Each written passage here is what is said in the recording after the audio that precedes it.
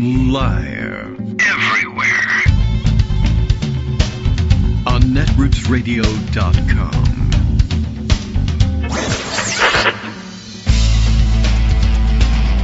David Waldman. Kagro. In the morning. Now, here's David Waldman. Hey, good morning, everybody. How are you? How are you doing? It is Monday, June 15th, 2026. Just double checking what year it was, making sure I had it right. All right, we've made it to mid-June. Fantastic. It's the anniversary of everyone here on the KITM show. How about that? Production staff included, on account of the whole marriage thing. And, all right, well, it's time to roll. There's not really a reason to discuss that on the show, per se, but it's a nice thing. And it was a great weekend. Donald Trump had his gigantic birthday party at the White House, and I kind of barely noticed. That was terrific because there was so much high-level sport available to distract the attention, if that's what you were looking for. And many people are, and many people were. There was a lot. There was the Knicks, I understand, did their gigantic basketball thing, and everybody was happy about it. That was hard to miss. And I'm just not a basketball viewer, generally speaking, but I mean, you couldn't miss it, and you wouldn't want to miss the celebration surrounding it and the anticipation of it, the whole run. It was fantastic, worked out beautifully. Lots of people observing how interesting it was and how it might even have been better, and people were savoring it that much more to have had the only game that the Knicks lost, not only in the series, but for like the last month, 2 months, was the one that Trump showed up for. And, you know, everything Trump touches dies. But it didn't die completely. It was only mostly dead. And then the whole thing came back. It was huge. The mayor did another fantastic day of broadcasting the game on the Link NYC screens at the bus stops. That's real cool. Of course, watch parties everywhere, celebrations everywhere, and in true New York style, totally international style of celebration. It was really something to see. Greg must have enjoyed it tremendously, and we'll be talking about it, no doubt. The World Cup went on, and several of the teams from around the world made it through customs and came and played games. A lot of them actually had to go to Canada and Mexico to do it, but we let some of them into this country, and they even played the games, and everybody here in this country was also happy because the United States played its game and won in fantastic style. Looked great. That I did see. That was fun. I saw a bunch of the other games over the weekend, and then I guess Trump thought he thought the capper for the weekend was going to be UFC stuff, but there was still World Cup's going on for a long time, and people were watching that. He had his party. It didn't get rained out. That's nice. There are some clips. Aaron Parnas. Why am I thinking of Aaron Parnas? Oh, he has something else that I looked at.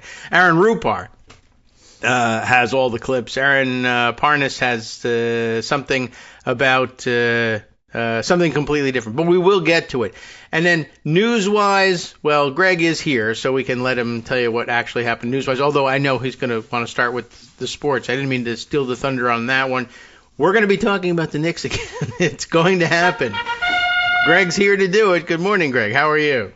Good morning. Well, you know, on Thursday, what we talked about is the greatest comeback in NBA Finals history. Yes, right. But then, you know, Thursday. And then Saturday was the Knicks Finals win in San Antonio. All of their closeout games are on the road. Yeah, all right. They had the greatest, the highest, the largest differential points in games. In other words, they beat their opponents by more than some of the great teams in the past. And people are invoking the 1970 Knicks just because they're beloved. And the reason they're beloved is these are pretty good players who nonetheless play as a team. It's the team chemistry. That's what people love about it. And then again, of course, it's been 53 years. Yes. So basically what you had Saturday night is a New York City dance party. Yeah, everywhere. And I mean, international mix of music. It was fantastic. Right. I mean, everybody's singing and that and everything else. But I'm actually, and this is from the Pundit Roundup, I'm going to send you a piece from the New York Times, which captured with video that we can't play because this is a sound discussion, not a visual discussion. But it's dancing all over New York City. Yeah. The Orthodox kid with the yarmulke breakdancing. Right, I remember that one. You know that one? With the Hispanic contingent, in just joy. Mm-hmm. That was after the second win. Yeah. That happened just everywhere. Everybody was out on the balconies, on the fire escapes, projecting the games on the building across the street, or that was a cool the gas station, or the bodega, or the train station. It just and of course, Mamdani making it available on all of the kiosks, usually used for commercials, at the bus stops all over Manhattan. So it was wonderful. Everybody had just a wonderfully good time, and it was great. Even just where one they of those had things. Other franchises play their games ordinarily in Brooklyn. Yeah, and you know what? Hey, what the hell? It didn't matter. Everybody, was united in this city. It was whereas cool. Folks pointed out, usually you argue about your bagel order, and nobody agrees on anything. Everybody agreed about the Knicks. Yeah, look, it was the only game in town, and it wasn't even in town. But you don't see that. I mean, the Yankees win all the time. You don't see that's this. True. They love it. It's People nice, are but you're used to it. The Knicks never win. That's why this is so great. Sure, that was. Did I see correctly that was a couple of three maybe of the Knicks players? Did they all play together at Villanova? Oh Is yeah. that what happened? All right, that's a really cool the whole story too. About that. So clearly, there's a tradition of NBA teams trying to build through the draft. I'm aware of all traditions. Yeah. So you look at who played in college and do you want them on your team? Yeah, that's the usual process. So, sure. So sometimes, in fact, usually it's by talent. Yes. Sometimes it's by intangibles. For example, you could have a draft where you say, you know what, I want the guy who won in high school, college, champions. Right. Right. And I want get that guy. The leader of that team on our team because obviously they know how to win and they're good leaders.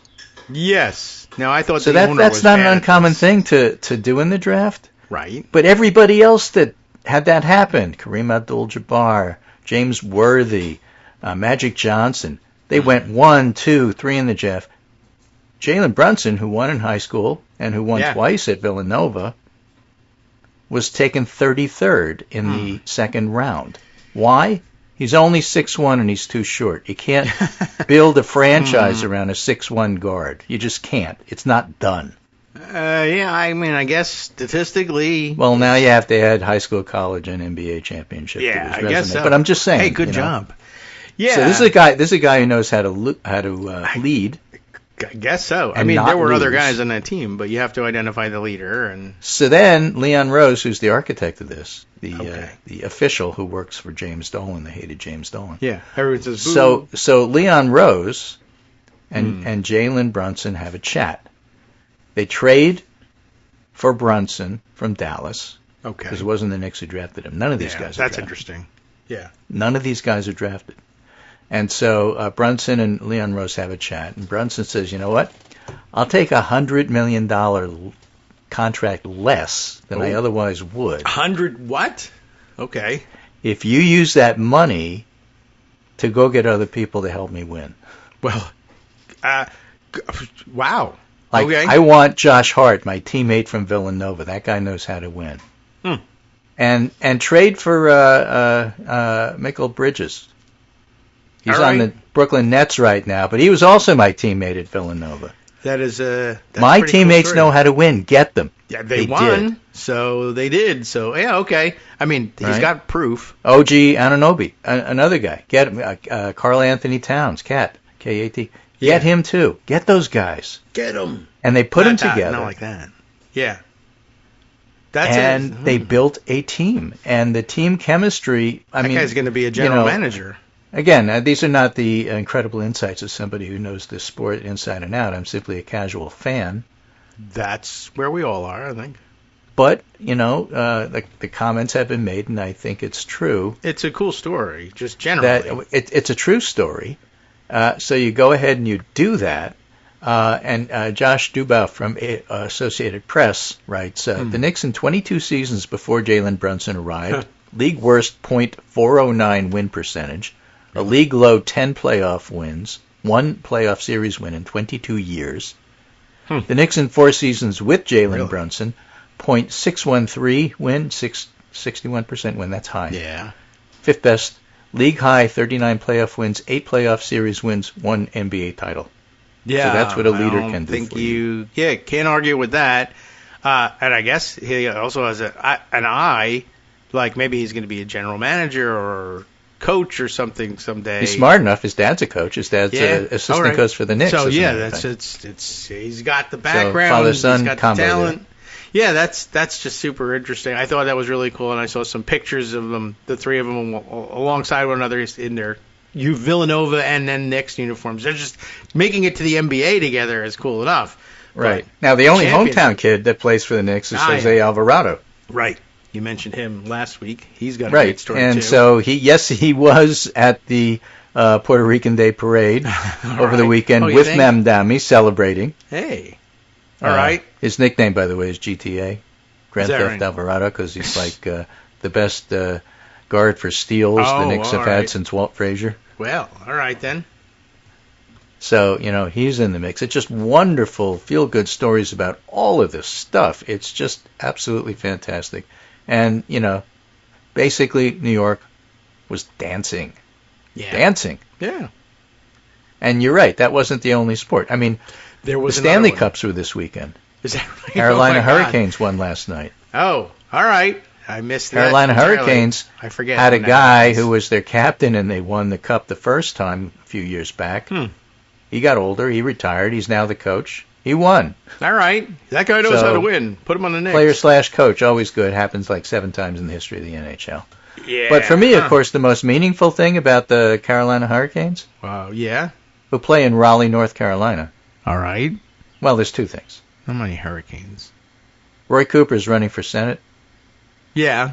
His Republican opponent, Michael Whatley.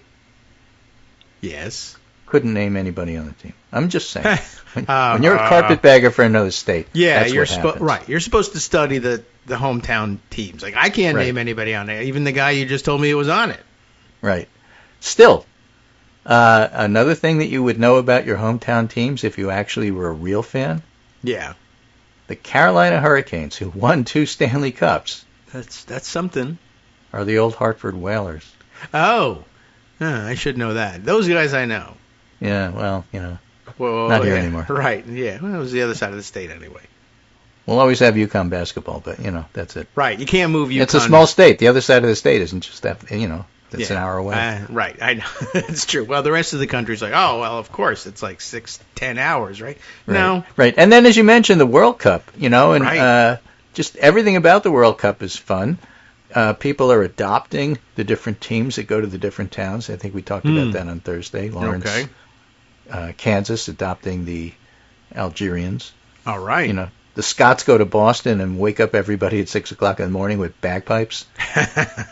And they won their game. I like that. Scots haven't been in the World Cup in like 2 decades, so that's always fun. And it was a game of their first round game was also against somebody who also hadn't been in forever. Right. And I can't remember now because all those. So everybody's enjoying themselves, and if there was something at the White House, who cares? There was just all this other stuff going on. Yeah, lots of noise. I mean, it created some news, and everybody did have to report. It did happen, and it created an uproar in the area. The effects were felt as far away as National Airport. Apparently, we learned last week that they were testing the lights out all week, and they were blinding pilots on approaches to National Airport. I think what you need is to invite Japanese World Cup fans, because apparently whenever they're in a stadium en masse, they clean up the stadium on the way out. Oh, yeah, okay. They all come with bags, and they I did just not know clean that. It up, and they take it out with them, dump it in the trash. By the way, it was Scotland played Haiti over the weekend, who also played a fantastic game and in a very interesting style. I really loved their Their style. Those guys were very good close quarters players. And you mentioned, all the steals. And just saying, these guys also were fantastic. They were picking the pockets every time, and just a totally different kind of soccer. It was really something. It was kind of fun. All right, let's end this sports segment with movie producer Dan Amira, who has this observation about the Knicks. I have to admit, I doubted the Knicks' final strategy of immediately digging themselves a 15 to 30 point hole, then retaking the lead with seconds to play, but I was wrong. Yeah. It was a surprise strategy. Great coach. It happened in every single finals game. Ow. All 5 of them, including the one they actually lost. This happened. They were down 12 to 29 points in the 4 games they won. You should Which do is better, pretty remarkable, guys. Again, Jalen Brunson, leadership, steadiness, and the other observation about that team, which helped make them good, is continuity in practice, which is to say, when you do the same thing all the time with the same people, you have an idea what they're going to do. That's the idea of the Nova connection. Right, yeah, that's what I was thinking. They just know each other inside out. Well, we've been on this show for how many decades now? I don't even know. 30, I believe. Yeah. Something. So when you do like every day for, 3 times a week or whatever, you have an idea of what the other guy's going to do. You have an idea. Yes. You have an idea what the other guy's thinking.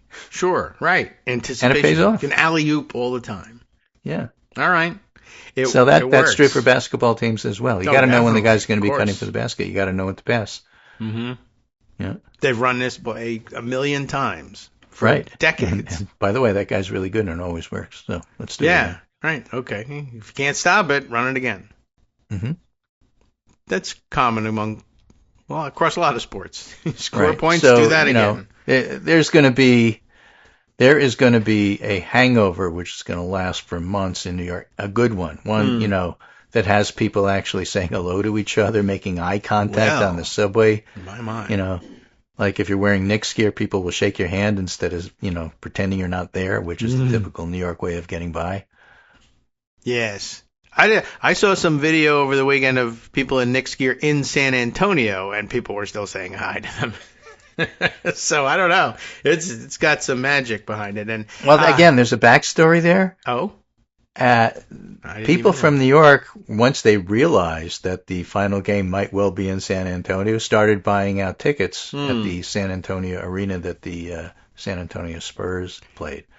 So the Spurs tried, but failed to pass a rule that said we're only selling tickets to people within a 150-mile radius. You got to be a local to get a ticket. I mean, and if you already bought one, we'll refund it, but too bad for you. Well, that didn't work. Half the arena were Knicks fans. Well, I think everybody kind of was. They were all into it.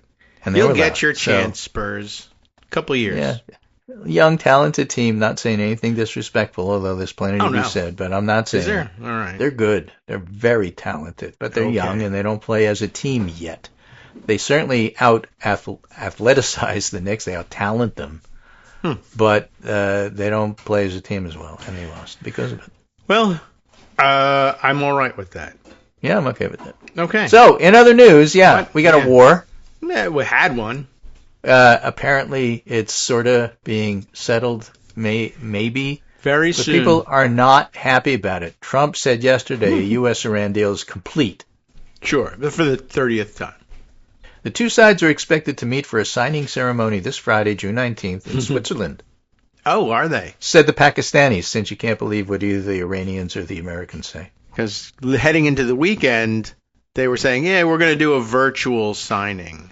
Yeah, or it's already done. Right. That's true, too. But, it was minutes away. But then, they were going to do a virtual signing, which I thought was probably driven by Trump wants it signed on his birthday as a present to himself, and he doesn't want to travel there or send anybody. And no one else wants to go because they all want to go to the UFC fight. So they were going to have a Zoom how the courts meeting. made Trump take his name off of the Kennedy Center? That was the other exciting thing from the weekend. I forgot, except I just try to forget that it was ever on there. Yes.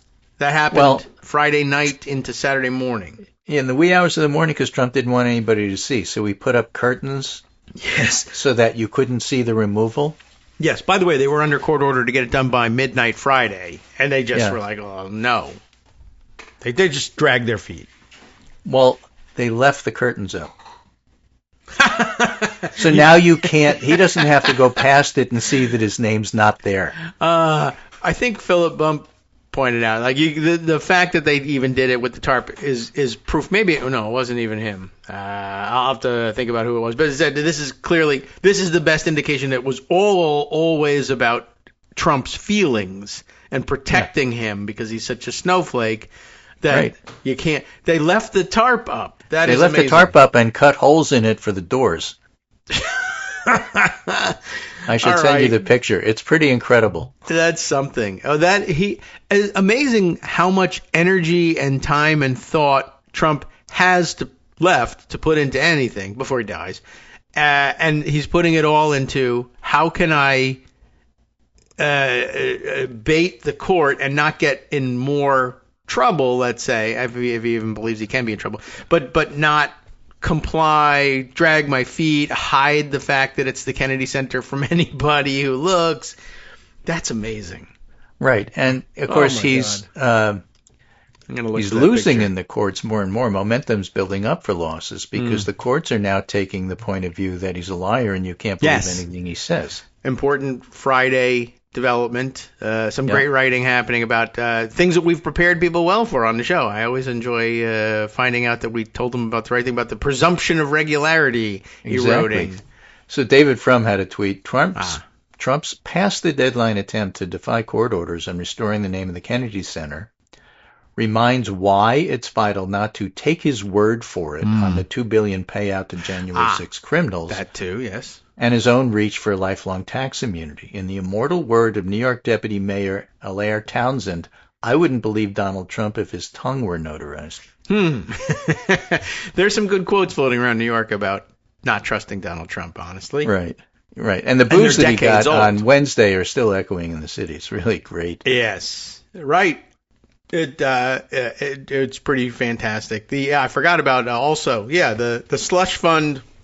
That too in court, and that too, I think that was actually the impetus for some of the writing about the presumption of regularity. The judge is saying, I heard the deputy and now acting attorney general say in front of Congress that they were abandoning this thing, but I don't believe that. I need to see some proof and we need some like written documentation that you're not going to try it again or try and work around it in some other way.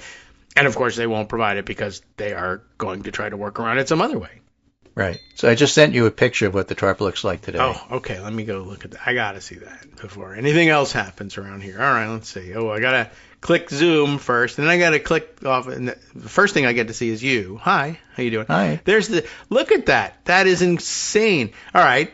What can I tell you? There's two big doorways cut out of the tarp. So now, of course, anybody looking at it says it looks like the John Ming Arts is all you can see. The John Ming. The John is the left-hand door. That's where you go to the John. And then Ming Arts, like vases and such. I like to say vases when it's expensive. Well, point being that when you look at that, Ming Arts, the construction that they've made looks semi-permanent. Yeah. Like it's going to be there as long as he's president, so his fifis don't get hurt. Maybe. And they may leave it. There's only 950 days left. I did see somebody saying wisely, coyly perhaps, on Blue Sky, hey, you know what? Leave the scaffolding up. I have an idea. Right. Everyone knows exactly what the idea is. Scaffolding. The other thing scaffolding is used for frequently. All right. Think about it. So, the other thing I wanted to mention about the war, war. A couple of things. First of all, Trump says that it's coming to an end because he's made a deal with Iran, as one of our readers pointed out on Daily Kos this morning on the pundit roundup that I put up. Wars typically end rarely with surrender, but usually with a treaty or an armistice. Mm-hmm. Not deals. That's true. I mean, he just loves the word deal, but it's not the deal of Versailles. Yeah, right? That doesn't sound quite as good. No, but I mean the whole idea that everything is reduced to these vulgar, schoolyard, situations under Trump is just, it's demeaning. It is. It's a good point. The deal of Versailles. Yeah, that doesn't have the same ring to it, does it? Right. All right. Well, okay. I mean, even he had the good sense to call it the Abraham Accords, not the Abraham Deal. Yeah, right. Well, yeah. Because it wouldn't have gone through. And it wouldn't have been alliterative. It's useless. Important. Don't forget, it's all a way to get Jared to get money, but yeah, well, his son-in-law. But nonetheless, that's what they call it, the Abraham Accords. It had a little alliteration to it. Right. The Dubai They didn't call deal. it the Dubai deal. They could have. It didn't happen in Dubai, but is there a city in Pakistan that you could pretend they negotiated in? It starts with a D. I don't know. I can't think of any. All right, well... the Peshawar Perplex. I don't know what they would have done with it. Peel. They're just going to call it Peel. Interestingly, somebody who's really unhappy about this and wants to pin it on somebody is Lindsey Graham. Huh. Who wrote, I'm pleased to hear the memorandum of understanding with Iran to allow the Strait of Hormuz to open has been agreed to. I'll be watching closely the ensuing negotiations. I'm somewhat concerned that Iran's view of the agreement seems different than ours. Under our law... any nuclear deal with Iran will be sent to Congress for review and a vote. I'll look forward to reviewing the final product, and I believe it's imperative that the architect of the deal, Vice President Vance, and his negotiating partners be part of the process in presenting the final deal to Congress. Congratulations to all. So, in other words, if anything about this is bad, it's Vance's fault, says Graham. I mean, I'll agree to that, only because it's great to pin something on him, but I haven't... Why him? I don't know. I think because Graham doesn't like him, and he can't blame Trump, so he's got to blame Vance. I guess that's it. Hi, I'm Scott Anderson, the guy that writes the daily summary for this show, Kagro in the Morning. Thank you to everyone that supports this show. Many of you send donations through PayPal, Patreon, Square Cash, Radio Public, and so on. Some of you write your own essays and send them in, or read articles with your own commentary. We appreciate it. Now, some of you are listening to this and thinking, I'd like to help, but isn't there something I could do that wouldn't require money or effort? Why, yes, there is. You can just like us. On Daily Kos, they call it the recommend button. YouTube has a thumbs up. There are hearts and likes and love buttons. Tap our love button. Tap our love button every day. Share our shows and summaries on Facebook and Twitter, YouTube and iTunes, Stitcher and Amazon. Most of these places allow you to write a review, so a sentence or two would be great. Recommend us to social media, or tell your friends to listen to the show. You aren't just helping us, you're helping them find their new favorite thing to listen to. You could change the world. So thank you in advance from me and everybody else in the world. Hey everybody, welcome back to the Kagro in the Morning Show here on Netroots Radio. A little chatter in the background, setting up the next couple of segments. But I wanted to say, and didn't have time before the break, express my astonishment. You can't even express it at what you were saying about Lindsey Graham deciding on his own or being prompted by Trump or I don't know what, but to pin this deal, and I have to use the word deal, it's trademarked, on J.D. Vance, whose name I have never heard mentioned once in connection with negotiations with Iran. I mean, everybody knows that it's not only that it's been Jared Kushner and Steve Witkoff, but that it's been only them, and they don't bring anybody else with them, including experts on what they're supposed to be negotiating about. It's been the story for, well, all the time we've been minutes away from a deal for the last, 6 months or so. And J.D. Vance, I don't know. So this seems like, obviously, I guess, a concerted effort to pin it on him. And the hapless idiot that he is, I guess he's going to get stuck. I wonder if this is retaliation. There was something. Oh, yeah, right. The first round of stories out of the book from Haberman and is it Swan? Together on the book. Jonathan Swan. All right. So Haberman and Swan's book, the first, you know how it is with books. The first blockbuster story that you wish you had known at the time that it actually happened, but you had to wait for the book to come out, was how they were using the Situation Room to discuss what to do about the Epstein files and how terrible it all was. And in that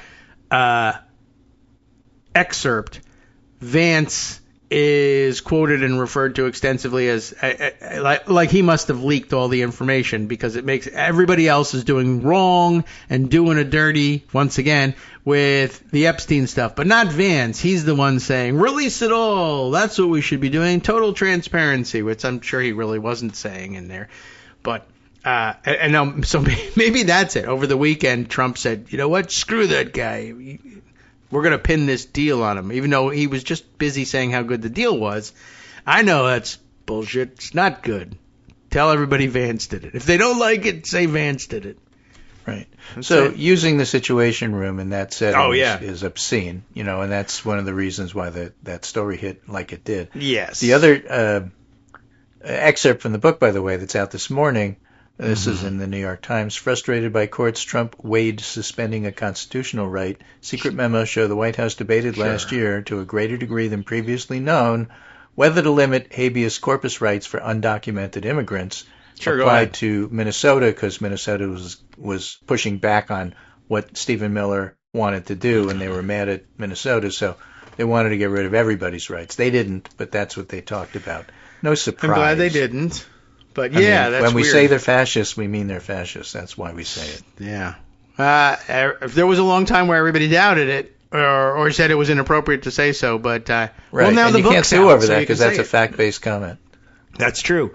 That's the issue usually. If we say they're fascists and middle-of-the-roaders say, no, watch your language, we say, just wait a year. A book will come out to prove that we're right, and you'll all point at the book as being genius because it's being written by your favorite journalists. But the book's not out yet. Let me just read the first couple of paragraphs. Okay. Because, again, for those of us familiar, you say habeas, I know what you mean, and I'm not even a lawyer. Oh. This says, last spring, Will Scharf, an arch-conservative lawyer serving as the White House staff secretary, wrote a secret memo to the chief of staff that reflected growing unease in the West Wing about one of the extreme measures being weighed by Stephen Miller. Dated April 29th, 2025, and stamped confidential, the memo was careful and lawyerly, but amounted to a warning against end-running the rule of law. The subject line read, the writ of habeas corpus. Now, habeas corpus, the centuries-old right to force the government to justify before a judge why it's locked somebody up, is enshrined in Article 1 of the Constitution. Mr. Scharf's memo, in its unassuming way, was a blinking red warning light. The second Trump White House was deliberating an explosive new claim of presidential power, the suspension of habeas rights for unauthorized immigrants. That, and maybe everybody let me just point out, would be a bad thing.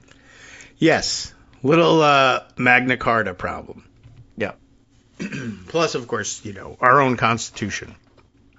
So it's a pretty detailed story. Yeah, we got to read it. And eventually, part of the reaction to the first story from the same book, and let's just skip over the part about if you knew this, why didn't you frickin' publish it when you knew it instead of waiting a year? Yes, and I have a comment. We're over that because they do it all the time. Yes, I have a reason why. A good explanation, even. Is the idea that how did they know what happened in the Situation Room? Oh, yes. That's a super double secret probation. Yeah, stiff. I guess signal chat, I assume. But that in and of itself, that breach of security, if they know it, the Russians know it, the Iranians know it, the Chinese know it. Yeah. That's the story. How the hell does anybody know what goes on in there? Did they get copies of audio? Or notes? Or something? What the hell is going on? Yeah, How that's a good question. They had to get something that they thought would be useful in defense if they were lawyer-proof when they arrested. get sued over it. Yeah. So, no, we have the transcripts. It actually happened. You can accuse me of lying about the whole thing, but no, I got it right here. Yeah. In fact, in this video, you are, winking to the camera right here. Why are you doing this? Yeah. That's funny, and I did see somebody making a good point too. I can't credit anybody for their points that happen over social media unless I put them aside. But I nodded along with you. And can't find them, in other words. Yes, right. And I'll have a look. But it was using the headline of this shocking release, the shocking availability of information from inside the Situation Room, and you're not supposed to record, you're not even supposed to bring your phones in there, et cetera, et cetera. And, but this person was saying, well, is it shocking given, like, the Signal chat stuff? Is it shocking given how many times they've leaked, any number of national security secrets? This is not shocking. This is actually their standard operating procedure, basically. Well, I only have two things to say about that. Oh, all right. Right. Retweets are not endorsements, and two, shocking but not surprising. Yeah, baby. Basically, baby. I don't know. Maybe, baby, whatever. I don't know how that came out. But, yeah, that's all you can say. But this whole administration, and the first administration was and smart. 3, Nixon 5. But, well, it's all of a piece, and they keep revealing national security secrets for advantage. I mean, is it shocking, not only given Signal chat, but given, like, the guy who's president right now stole a whole bunch of national security documents and took them to his pervert sex club in Florida and hid them in the bathroom, and didn't hide them very well because the FBI knew they were there and found them and took them, and, now he's president again. So you tell me what's shocking now. I don't think there's anything left. Right.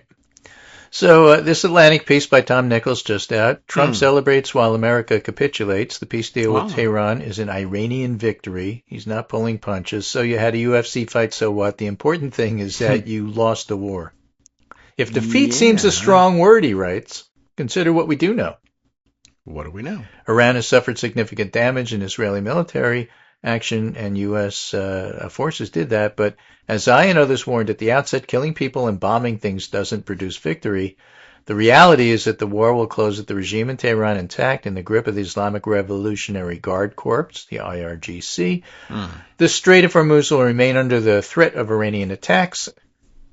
Iran will continue to possess significant drone and missile stocks. The regime will maintain the capability to be a state sponsor of terror. Many sanctions will be lifted, and billions of dollars in unfrozen assets will flow to Iran. In other words, the Iranians have achieved their key strategic aims, regime survival, while the Americans have achieved nothing. Oh, well, we tried. None of their own goals have been achieved. No, but there was an own goal, so we had that going for us.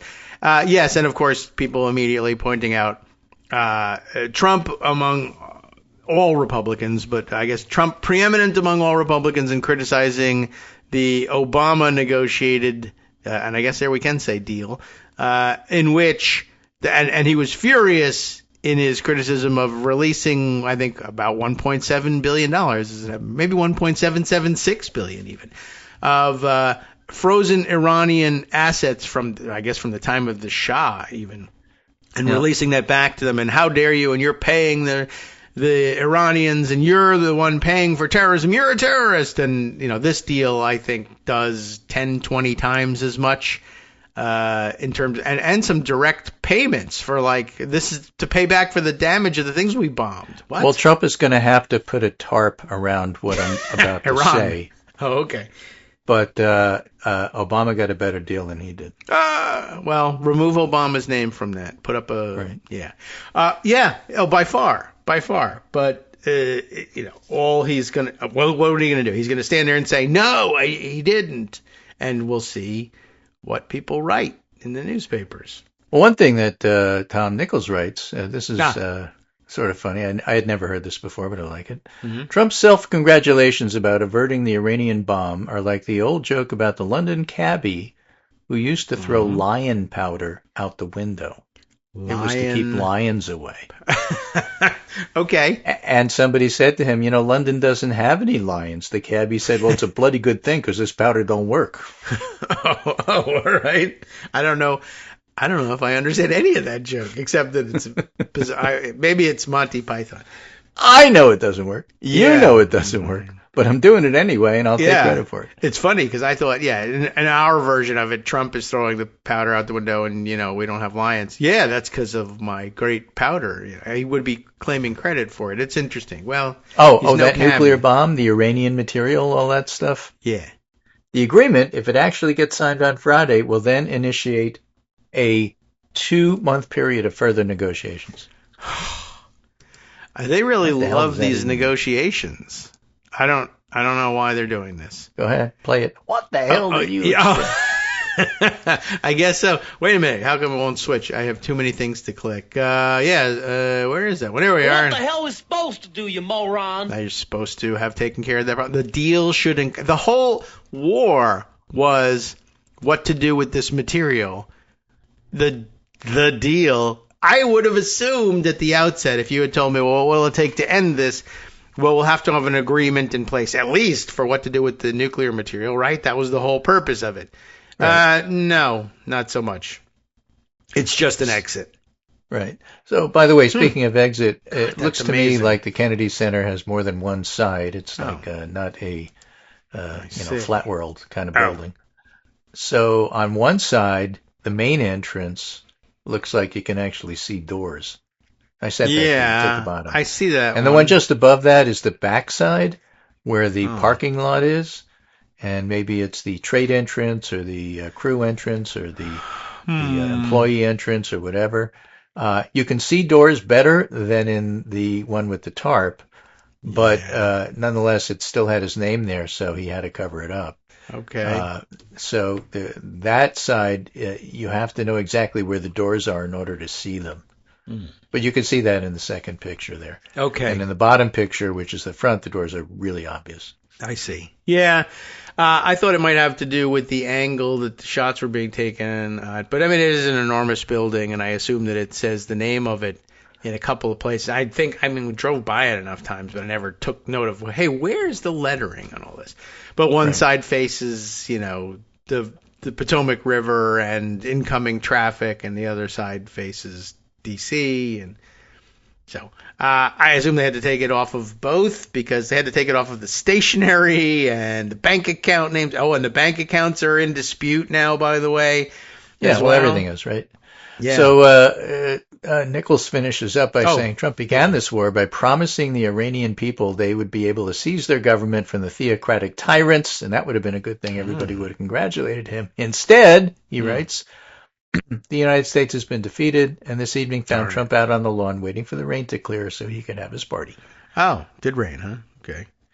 Yeah, not enough to stop everything. Yeah, too bad. I was looking for lightning. That would have been something. Right. That big metal. Anyway, that's pretty much a summary. Cool. No matter how much happens over the weekend, somehow or other, we always get through in 45 minutes. Yeah. Well, they used to do it in 22 minutes. Not that much happens on Tuesday, radio. And we go for an hour on Wednesday. I don't know. Yeah, that's true. I don't know. Well, we're usually digesting something, and primaries take up a lot of time, and that's okay. All right, I appreciate it. This is there's plenty to get to, and I guess I'm debating. I think maybe we'll probably stick with excerpts from the very large articles, which are themselves excerpts from the presumably even larger book. But that'll be, I think, a lot of the topic of discussion. By the way, it was Joshua Ehrlich who I found it. I found the post about the shocking element of all of this, and I forgot. I'm glad I found it because I forgot another previous incident that made him say this. So he was reacting to the Axios story, which is an interesting one all by itself because they start off with scoop. And how can it be a scoop if this is a New York Times guy's book? But all right.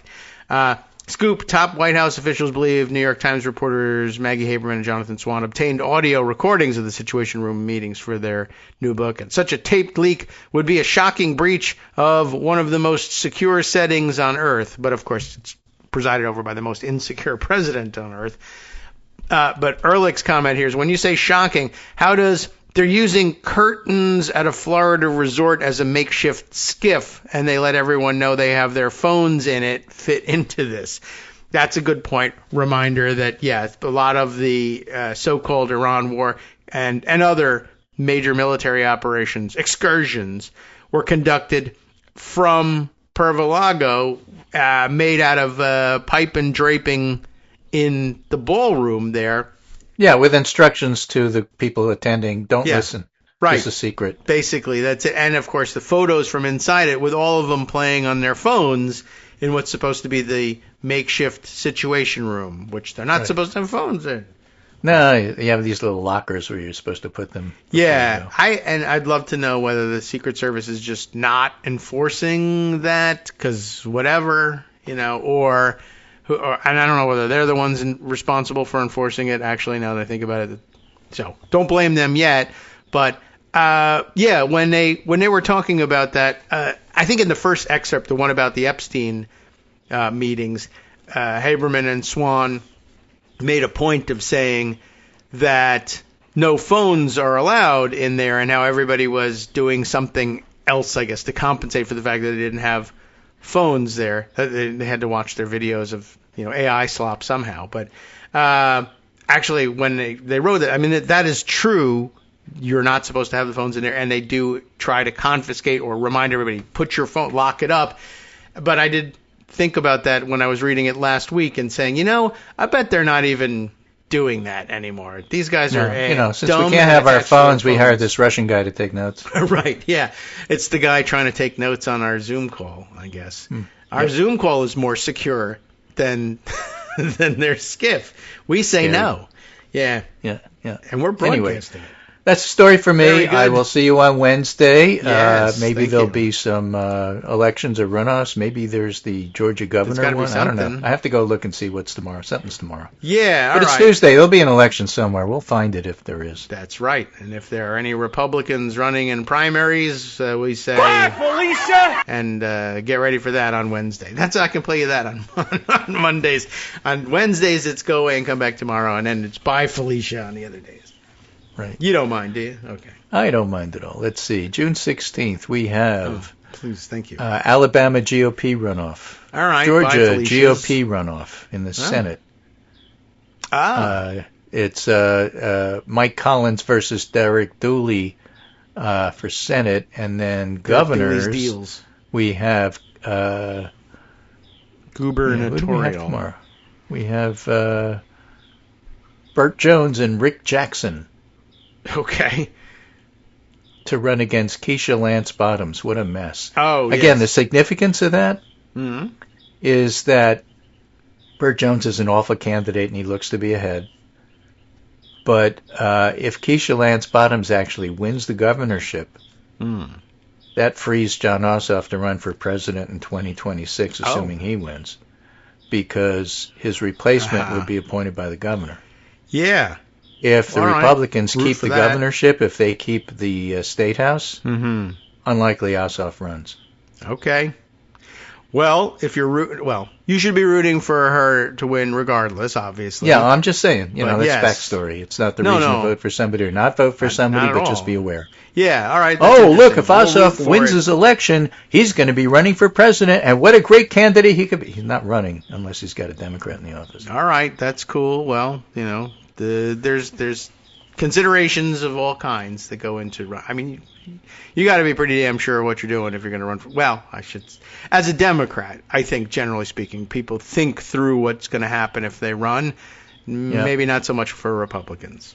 Right. One guy thought he was going to lose, and he won, and then he was like, "Oh crap! Now I got to do this." I came across this really good summary of what's going on with Iran. What's going on by with this a fellow named Dan Shapiro, former U.S. ambassador to Israel on the Atlantic Council. And here's his initial take. The war was a mistake. It needs to end. The president thought the Iranian regime would collapse. It didn't. Yeah. In fact, it's been strengthened. Getting the Strait of Hormuz open is the most important outcome. All right. Of course, the strait was open before the war. Now we're paying to reopen it with sanctions relief. Iran has taken a theoretical point of leverage and turned it into a practical one. As for the nuclear issue, there's really no agreement other than to negotiate. It's possible no deal will ever be reached, and very likely that if one is reached, it'll be worse than the one we have now. Iran is not likely to take seriously the U.S. would return to war, certainly before the U.S. midterms. So if any agreement ultimately reached actually safely puts Iran's nuclear ambitions out of reach, I'll acknowledge it, but too early to make that judgment. Trump is mainly focused on comparing his deal favorably to the JCPOA. That's the Obama deal, but we're a long way from being able to do that. It may end up no better and maybe even weaker. Yes. But it's basically very similar. So we went to war, got people killed, cost billions, and we didn't really get any. Israel's deeply disappointed in the outcome, but they should not be surprised. After some initial overlap at Trump's and Netanyahu's interests, there was a strong divergence. The U.S. needed the war to end. Netanyahu wants it to continue. Keeps him in jail. Trump's claim to include Lebanon in the ceasefire and his harsh shutting down Israel attacks on Hezbollah is also a win for Iran. So let's hope we see removal of Iran's enriched uranium and a long-term suspension of enrichment with full verification. But to achieve that, they're going to have to engage in far more sophisticated diplomacy with experts than they have to date. If it's a phase one splash with no follow-up, like in Gaza, will be much worse after and because of this war. That's a pretty good summary. Yeah, I think that's probably I don't think they correct. Politically, I don't think they can sell this as a win. I don't see it. Yeah, well, I guess nothing to show for it. Yeah, I guess Lindsey Graham is trying to float one possible way of doing it. We can't make it a win, but we can make it a loss for the successor I don't want in the Republican Party for 2028, assuming Trump, just can't do it anymore or is dead, for that matter. And so now the contest begins, and I guess you'll see Marco. I guess you can't see Marco Rubio saying that about. He's too short. You can never see Marco Rubio. Well, that's one of the problems. But yeah, he's in no position to be able to blame it on Vance being part of the administration. So he'll be the anonymous official blaming it on him, I guess. You can look forward to that. Okay. Wow. Complex situation, and I guess today and tomorrow it'll probably all be unraveled in the newspapers, and everyone will be shocked to learn that President Great Deals doesn't know what he's doing. Right. Maersk, they're the company that has all those containers. Yeah, sure.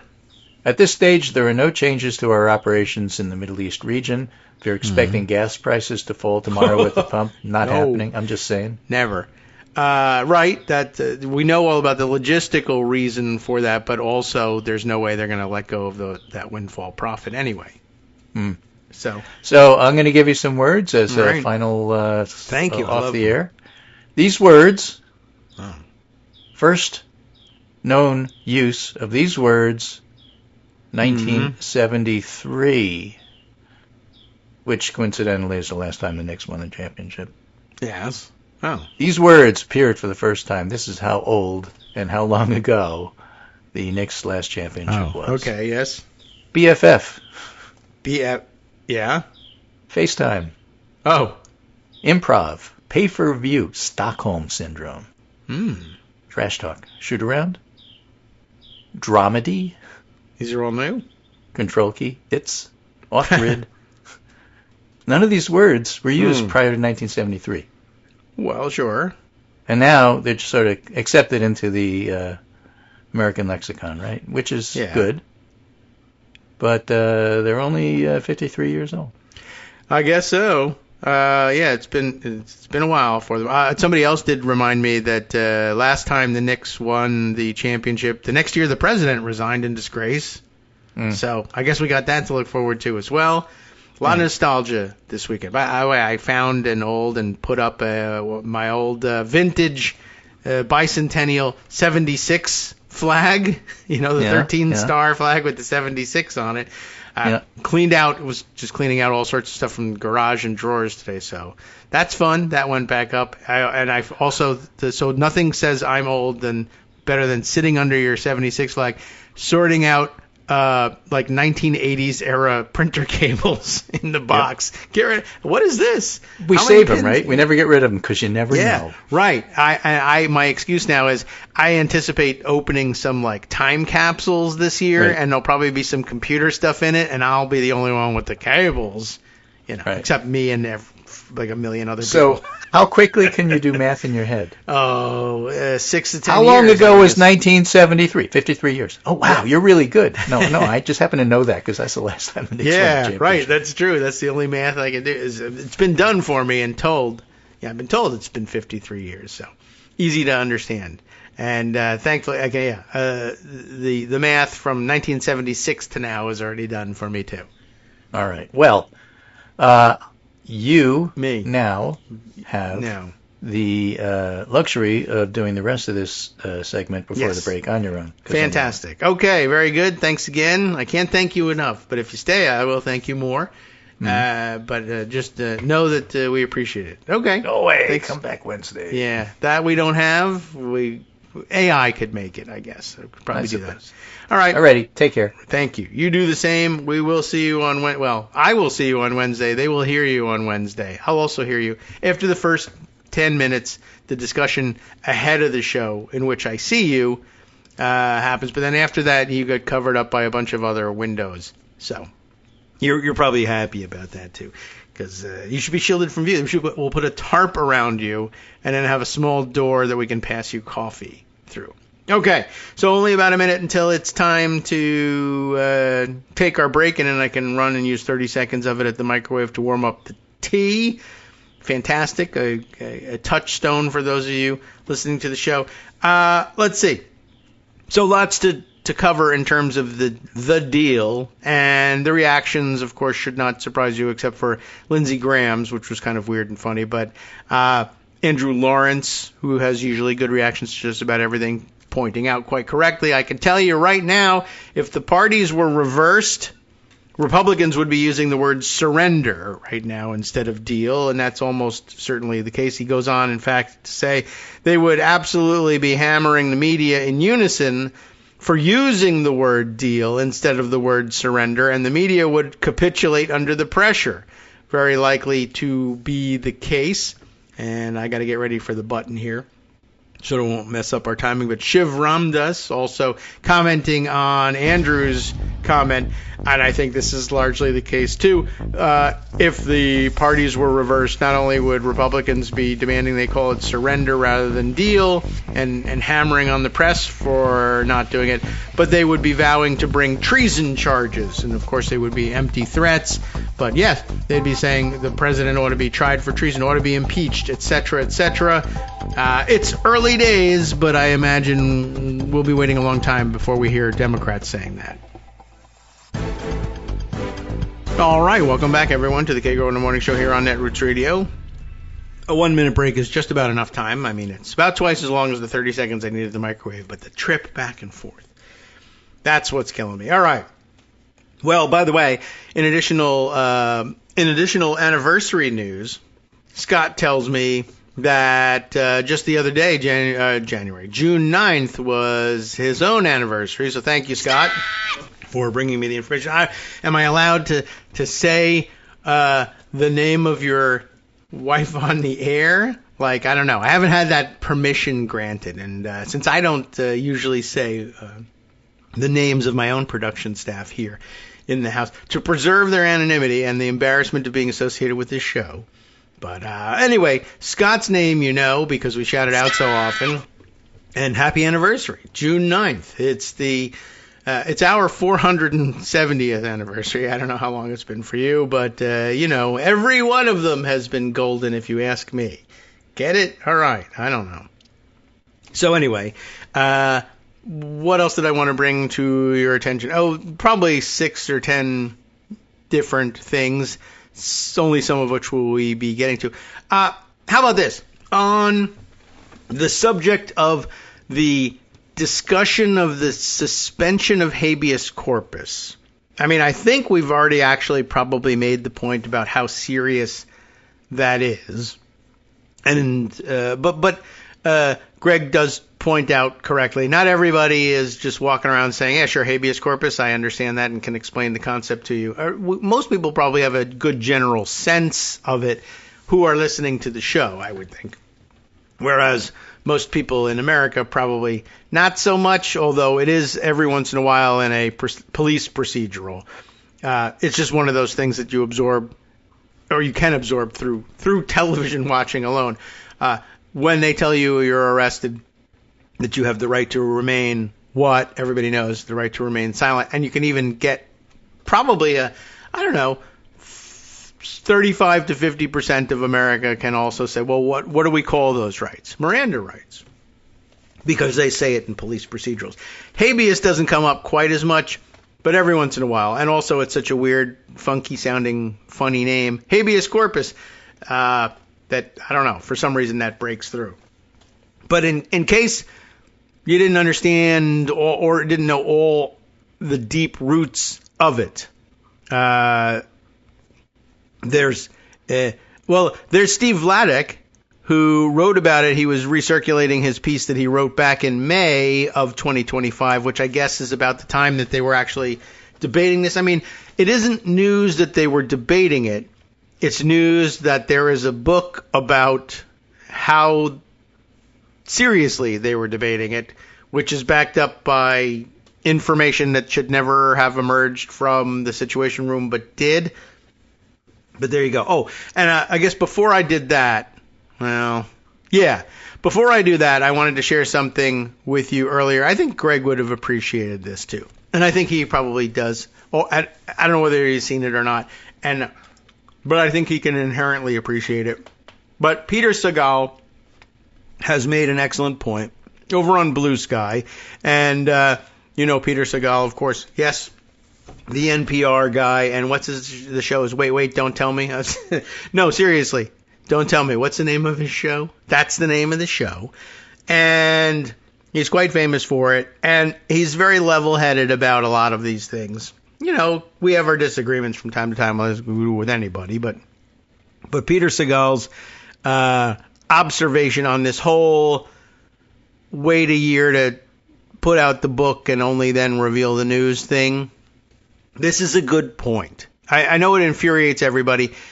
And you could probably get the news to market sooner than a year. And I'm sure the book situation complicates things to some extent. But he does make this point. My friends, he begins, asking why they didn't report this when it was happening is a little like asking why the police didn't arrest the Unabomber the first time he blew someone up. I see what you mean. Good reporting, meaning with multiple lines of proof and sourcing, takes time. That's certainly true. This story revolves around an internal White House memo. Maybe they got a copy and used it to get more info, i.e., we have this memo. Would you comment on it? Maybe they heard about it and had to pry it loose. Do they think, I guess the critics think that the reporters were copied in the first email chain like Pete Hegseth might do? Oh, maybe, because Pete Hegseth might have done it. Signal, chat, etc., etc. Sure, it's possible, but I don't think it was the case. And remember, they can't afford to be wrong. That is true. And I'm sure it went through, I don't know how many weeks or maybe even months of vetting and meetings with lawyers and meetings with editors, etc. Can we report this and defend ourselves? Used to be, can we report this and not get sued? Now, of course, no, that you can't. You will report it and get sued. The question is, will you be able to dismiss the suit or win it at trial? You don't really want to be, as the lawyers would tell you, I think, you don't want to be talking about, well, we could win this at trial. You want to be talking about, well, they won't try this because it's so obvious that they won't win at trial, or they will file suit and we'll just win a dismissal up front without going to trial. I mean, sometimes you can't avoid it, but if the lawyers have their way, that we don't want to run a story where we have to risk a trial.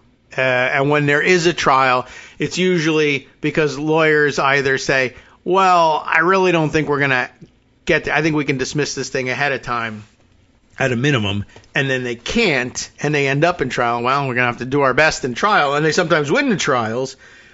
But, yeah, I think at the advice stage, they're like, let's not do anything that involves a trial if we can help it. If we know it's going to end in a trial, you really have to be sold on this story because you're betting everything on it. Anyway, so Peter continues and says, all right, they can't afford to be wrong. Now, one key incident in the Watergate saga, he points out, when Woodward and Bernstein made a mistake, not on substance, but on sourcing, It almost derailed the entire investigation, and they almost resigned.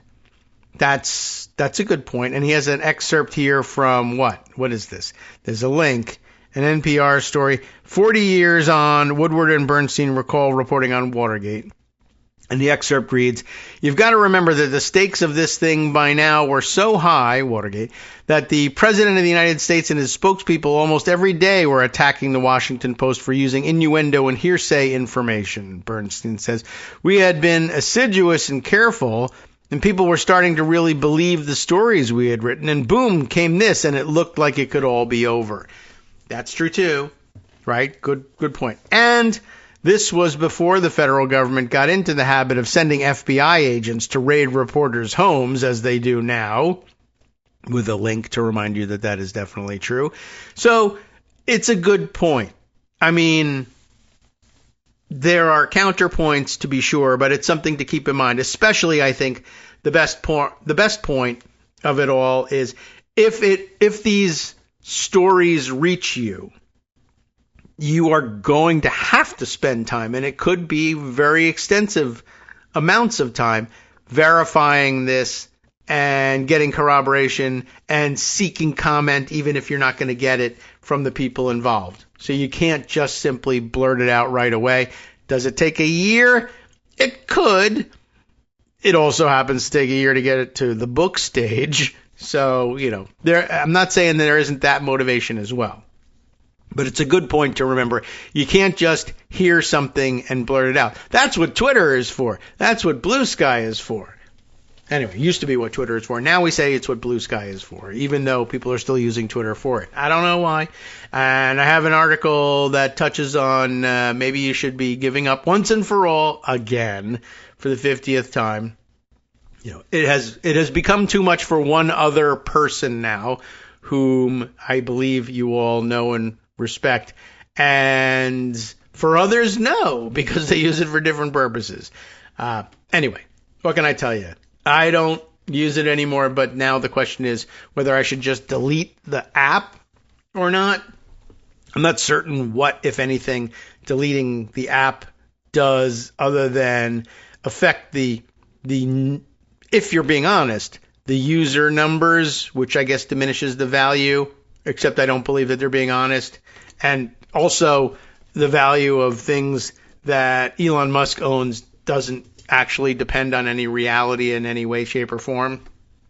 So anyway, sometimes I kept it mostly, initially, by the way, I kept the app in order to check on and be able to recall who was I following there and can I find them on Blue Sky. And when Blue Sky was kind of new and I would see people following me, adding me as to follow, and then I could say, do I know that person from Twitter, and should I be following back, or is this a new person, and I have to make the decision to follow back based on something else. Then I decided to keep it because occasionally some sort of emergency situation or news development that might not circulate as quickly or as widely on Blue Sky just because of the size of the user base. Mostly stuff like, hey, something appears to be on fire over the horizon. Back in the old days, you could immediately turn to Twitter and see whether people were commenting on it, whether they had any information on it. It wasn't as easy to find that on Blue Sky, both because of the search function, I think, and because of the smaller user base.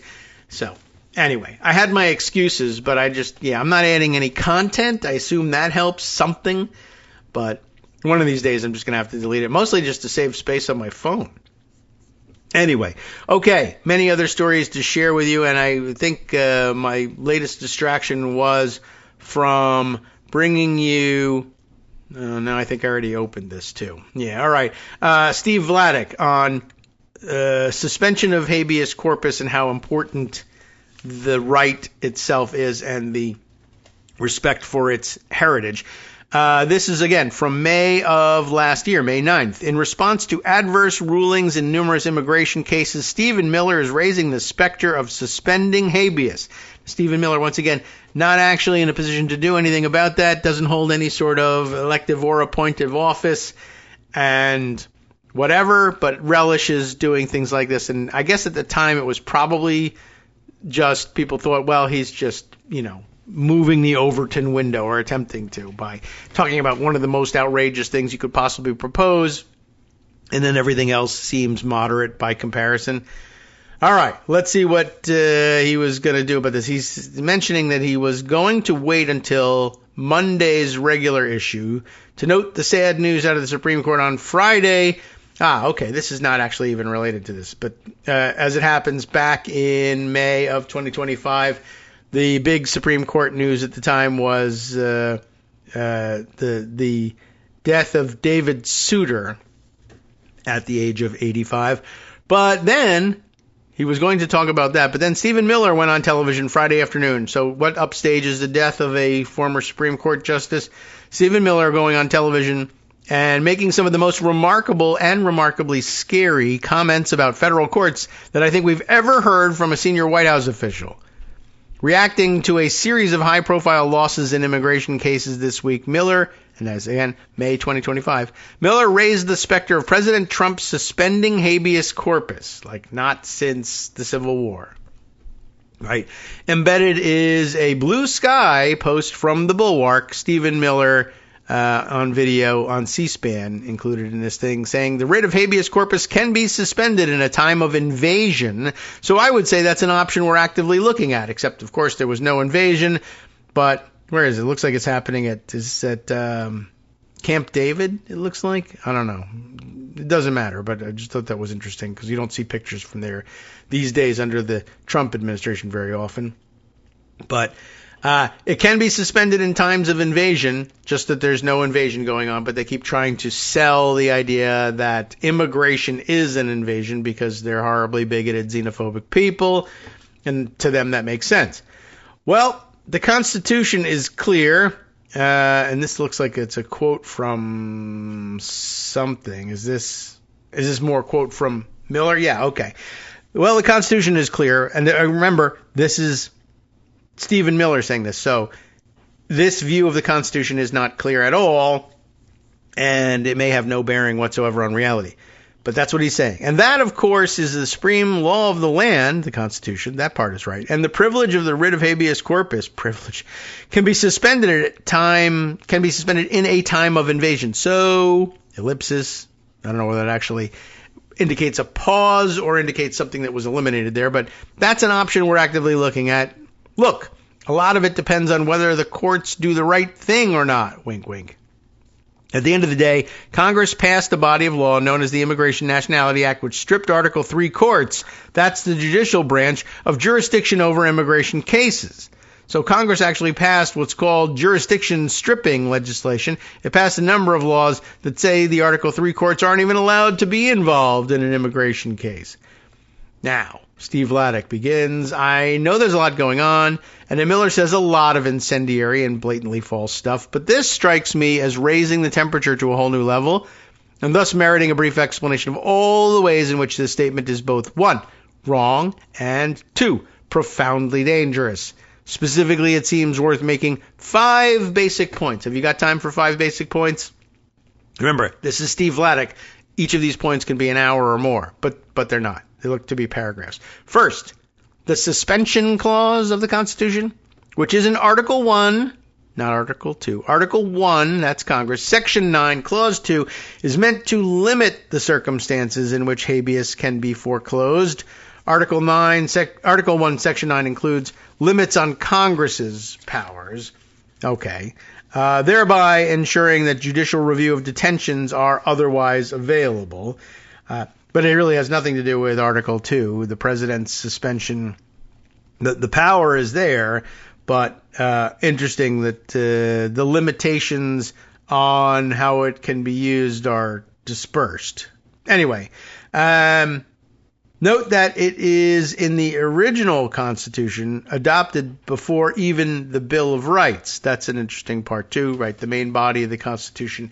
It's not an afterthought or something that people debated the necessity of, as they did with the Bill of Rights. Yes, there was a time when people said, we don't really need this Bill of Rights. They were all, generally speaking, in favor of reserving those rights or recognizing those rights, but a lot of people, I guess, argued in the conventions that specifically reserving them in a Bill of Rights wasn't necessary because the reservation of those rights was implied in the main body of the Constitution. But guess what? That didn't pass muster with people, just as it doesn't pass muster currently with judges that Todd Blanche says they're getting rid of the idea of the slush fund. Well, put it in writing. Well, why should I? It's implied in my statement. Well, then if your position is that that's what's happening, you should have no objection to putting it in writing. Dang it. You're right. Anyway, so where were we? First, the suspension clause of the Constitution is meant to limit the circumstances in which habeas can be foreclosed, thereby ensuring that judicial review of detentions are otherwise available. Note that it's in the original Constitution before even the Bill of Rights. I spent a good chunk of the first half of my career, Steve Vladeck says, writing about habeas and its history, but the short version, is that the founders were hell-bent on limiting to the most egregious emergencies the circumstances in which courts could be cut out of the loop. To casually suggest that habeas might be suspended because courts have ruled against the executive branch in a handful of immigration cases is to turn the suspension clause entirely on its head. Right, true. Second, Miller is being slippery about the actual text of the Constitution, notwithstanding his claim that it is, quote, clear. The suspension clause does not say habeas can be suspended during any invasion. It says the privilege of the writ of habeas corpus shall not be suspended. And I know now he's pointing to privilege. He's, of course, speaking in terms of it's not a right, it's a privilege, as it was a different thing. And it's not entirely clear that the founders or indeed framers and signers of the Magna Carta believed that it was a privilege in the sense that we say here. It's a right, or either a privilege versus a right, and a privilege is something you can lose when you've worn out the patience of the person in charge. No, it's not like that. The privilege is tantamount to right in their usage here. But okay, the suspension clause does not say habeas can be suspended during any invasion. It says, quote, the privilege of the writ of habeas corpus shall not be suspended unless when, in cases of rebellion, which they have had, or invasion, which they haven't, the public safety may require it. In other words, we shouldn't have allowed habeas corpus petitions for anybody arrested for January 6th riots, but we did. Anyway, this last part with my emphasis is not just window dressing. That is, the emphasis was on the public safety may require it. The whole point is that the default is for judicial review, except when there is a specific national security emergency in which judicial review could itself exacerbate the emergency. The emergency itself isn't enough. Releasing someone like, does everyone remember, Rumeysa Öztürk? I think she was one of the Tufts University's graduate students, one of the first people snatched off the street for having participated in a rally of support for Palestinians, if I remember correctly. Releasing someone like her from immigration detention poses no threat to the public safety, all the more so when the release is predicated on a judicial determination that Öztürk poses no threat to public safety, right? The words are right there. Poses no threat to public safety. The Constitution actually requires a threat to public safety to suspend the writ of habeas corpus. Third, even if the textual triggers for suspending habeas corpus were satisfied, Miller also doesn't deign to mention that the near universal consensus is that only Congress can suspend habeas corpus, and that unilateral suspensions by the president are per se unconstitutional. I've written before about the Merryman case at the outset of the Civil War, which provides perhaps the strongest possible counterexample that the president might be able to claim a unilateral suspension of power if Congress is out of session, as it was from the outset of the Civil War in 1861 until July 4th. Whatever the merits of that argument, it clearly has no applicability at this moment. Fourth, and there's only 5, Miller is wrong. That's right. He's wrong. You're right that he's wrong. Where's my... there we are. Wrong, sir. Wrong. Wrong. Miller is wrong. As a matter of fact, he is wrong. And we're not saying something else is coming. Hey, as a matter of fact, he's also a bald asshole, right? Bald asshole? Right. Now we're going to get an E from Apple Podcasts, which many of you are still having problems with, by the way. We interrupt the regularly scheduled broadcast again for another side note. I think about 4 or 5 of you have written the Apple Podcast still not posting the new shows. Cannot figure this out because you've all named different dates that the posting stopped, which makes me think there's something outside of our control that's doing it. If it was all on the same day, I would say, all right, something's gone on the fritz between us and Apple. The pass off is not working. But I have had a new update. And we'll just identify you by first name to keep everybody anonymous. But Ruth has said, had similar problems along with 3 or 4 others. She just said, I just deleted the app, the Apple Podcast app, and then reinstalled it. And when I went back, everything was there. So that fix appears to be working. You might try that. And it wouldn't surprise me if that was something changed on the Apple app side. And that would account for the different dates, possibly, depending on when you updated the app most recently. Maybe an update that put a bug in there or something. Anyway, try again and try Ruth's solution. So where were we with this? Yes. Miller is wrong, and we said he was wrong, sir, as a matter of fact, about the relationship between Article 3 courts, our usual federal courts, and immigration cases. It's true that the Immigration and Nationality Act, especially as amended in 1996 and 2005, includes a series of jurisdiction stripping provisions, but most of these provisions simply channel judicial review in immigration cases into immigration courts.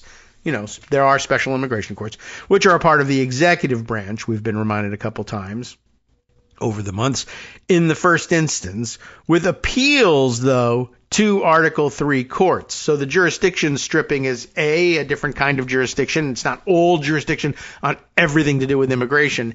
And even the legislation stripping in the right to hear immigration cases in the first instance at the trial level, essentially, in immigration courts, Article 2 immigration courts, if you appeal from it. The reason it's constitutional to have Article 2 courts at all is because, at the very least, you can always appeal to an actual Article 3 court as a backstop against abuse of presidential power. So, no, there's no such thing as jurisdiction stripping of anything touching on immigration from all Article 3 courts forever and ever. That's not real. So, Miller's wrong about that.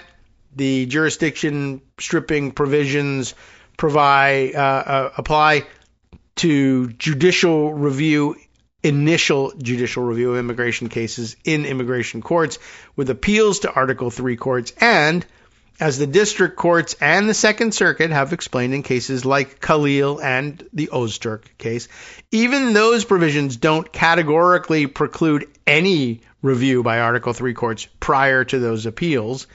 It's just, he just wildly overstates the case, Miller does.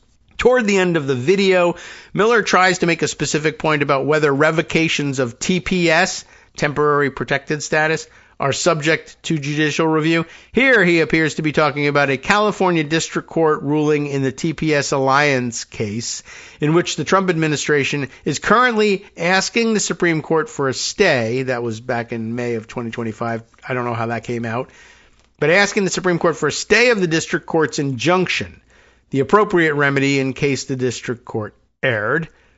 And as the plaintiff's response brief in the Supreme Court explains in detail, the district court had very good reasons for holding that it had the power to hear their case. I don't mean to overstate things. Some of the questions raised by the INAs, the Immigration Nationality Act, notoriously unclear jurisdiction stripping provisions, can get very messy. But there's a big difference, in my view, between reasonable disagreements over the language of complex jurisdictional statutes and Miller's insinuation that Congress has categorically precluded judicial review in these cases. It just hasn't. And now, fifth, And finally, Miller gives away the game when he says a lot of it depends on whether the courts do the right thing or not. I had a feeling. It's not just the mafia-esque threat implicit in the statement, I'll make him an offer he can't refuse. It's that he's telling on himself. He's suggesting that the administration would unlawfully suspend habeas corpus if, but apparently only if, it disagrees with how courts rule in these cases. In other words, it's not the judicial review itself that's imperiling national security, it's the possibility that the government might lose. That's not and has never been a viable argument for suspending habeas corpus, and I think that should be pretty obvious. We'll be right back. Hi, everybody. It's me, David, still your host for the Kagro in the Morning Show after all these years. Thank you for all your continuing support for the show. And if you're listening regularly and still thinking about getting on board as a supporter, well, the time is now. Patreon.com is the easiest way to make recurring subscription-style payments every month, all year round, to keep us going. patreon.com/KagroX brings you to our page where you can sign up with your monthly support. And hey, have you seen our clever new subscription tiers? It's easier than ever to sign up for, say, one crisp dollar bill for every information-packed 2-hour show. If you're the plan ahead type, there's even a year-long subscription program that saves you 15% on the cover price. Or it would if there was a cover price, or even a cover, for that matter. patreon.com/KAGROX. Thanks again for all your support. All right, welcome back now to the Kagro in the Morning Show here on Netroots Radio. So much to cover and so little time to do it. Anyway, I wanted to bring you one more update on the Apple Podcast issue before you run out and delete the app. Here's another suggestion. Ad Karatic has to say, somebody else now jumped in front of you in the line there, but okay. Saying that I had the same issue, and that's good news, and that you're not crazy to have had this issue. It is happening. We do acknowledge it. I had the same issue, she writes, and I just unfollowed and then refollowed your show, and I didn't have to delete the whole app. That sounds like a helpful alternative to the deletion issue. Although, I don't know, maybe it's better that Apple have a bunch of deletions of their app, and then you can go ahead and read it. But now it's going to look like everybody's unfollowing my show, but you are refollowing it. Maybe I wonder what that does to the algorithm. Maybe nothing, but give that a try before deleting the app, I suppose. That's a little bit easier. And I don't know what else deleting the app might do. Like if you're following other podcasts, I don't know why you would be, but if you were, like, maybe Justice Putnam's West Coast Cookbook and Speakeasy, for instance. But then when you delete the app and then you re-download it, you just add those two back and forget about the rest of them. It's a very competitive world out there. You don't have to forget about any of them, of course. And if you're following, 8, 10 different podcasts or whatever, you have some data you want to preserve, that sounds like a better alternative to deletion. If you can just unfollow the show, I'll take the L if that's necessary. And then you refollow.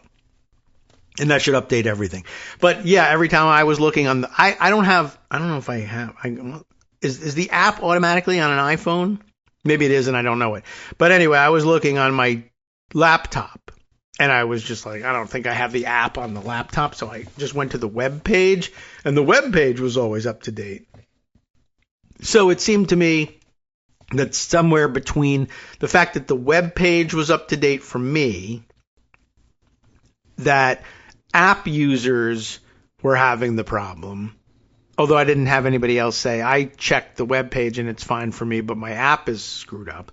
But people using the app were having the problem, and it was different cutoff dates. To me, said, I don't think there's a button I can press for this anymore. So anyway, that's the news on that front. I still have to finish Steve Vladeck. You're always in the middle of Steve Vladeck when you start one of his articles. Between him and Marcy Wheeler, I don't think I've ever read through one of their articles without diving off into another tangent somewhere. But I love that. I think, to me, that's what makes the articles worth reading, is that they spark other discussion. So, okay, where were we? We had just read the fifth of the 5 reasons why Stephen Miller's proclamation of, blanket statement that you could just totally suspend habeas corpus because reasons was wrong. And the fifth one, Miller gives away the game, basically saying a lot of this depends on whether the courts do the right thing or not. It's not just the threat that's implicit in this. It's that he's suggesting that the administration would unlawfully suspend habeas corpus if, but apparently only if, it disagrees with how courts rule in these cases. In other words, it's not the judicial review itself that imperils national security. It's the possibility that the government might lose. That is not and has never been a viable argument for suspending habeas corpus or indeed doing anything, I would say. Were it otherwise, there'd be no point to having the writ in the first place, let alone enshrining it in the Constitution. If the goal is just to try to bully and intimidate federal judges into acquiescing in more unlawful activity by the Trump administration, that's shameful enough. But suggesting that the president can unilaterally cut courts out of the loop solely because they're disagreeing with him is suggesting that judicial review, indeed, that the Constitution itself, is just a convenience. Something tells me, really an inconvenience, I guess, for them. Something tells me that even federal judges and justices who might otherwise be sympathetic to the government's arguments on the merits in some of these cases will be troubled by the implication that their authority depends entirely upon the president's beneficence. I think that is interesting. And then a conclusion here basically saying it's certainly possible that this doesn't go anywhere. Indeed, I hope that turns out to be true, but Miller's comments strike me as rather serious ratcheting up of the anti-court rhetoric coming out of this administration, and an ill-conceived one at that. So, okay, one of your favorite legal experts, or at least the one I make you hear from most often, has that to say about the seriousness of the threat and the unseriousness behind it. And that's a good point. Others, I saw today circulating the passage of the Magna Carta, which first enshrines the writ of habeas corpus, or what becomes a writ, anyway, of habeas corpus, for bolstering the argument of how long the tradition has been a part of Western society in general, and just how deeply violative of the American and English understanding of the relationship between the individual and government is. I mean, a fundamental overturn of basic rights that have existed for hundreds of years, nearly, going on 1,000. So it's a bit of a problem. Anywho, anything else of interest happening over the weekend? Perhaps there are a few things we could share with you. Let's see. Right, here's the New York Times article that started this whole discussion. In case you're out there searching for it, we have a gift link to it that we can make available in today's summary. It is a story illustrated with a very large photo of Stephen Miller in it. And by the way, I appreciate that he's finally given up and is going with the I'm bald and even shaving his head as opposed to the old spray paint hair thing that he tried in the first administration. Does everybody remember that? Anyway, the article in the New York Times, if you're searching for it, is entitled "Frustrated by Courts, Trump Weighed Suspending a Constitutional Right." And the subheader, of course, "Secret Memos show that the White House debated last year, to a greater degree than previously known, whether to limit habeas corpus rights for undocumented immigrants." And by the way, I would note, I guess there's nothing in the article about it because maybe there's nothing that was actually under discussion or made it to the evidence pile here. But I assume that next on the list after suspending habeas corpus rights for undocumented immigrants would come suspending habeas corpus for any kind of immigration case, and then later also suspending habeas corpus rights for those arrested protesting against their crackdown on undocumented immigrants, and everyone hates the term crackdown as well, or basically protesting the administration in any way, shape, or form would eventually just lose your habeas corpus rights. Anybody that was inconvenient to the administration, once the first gate falls, they all are in danger.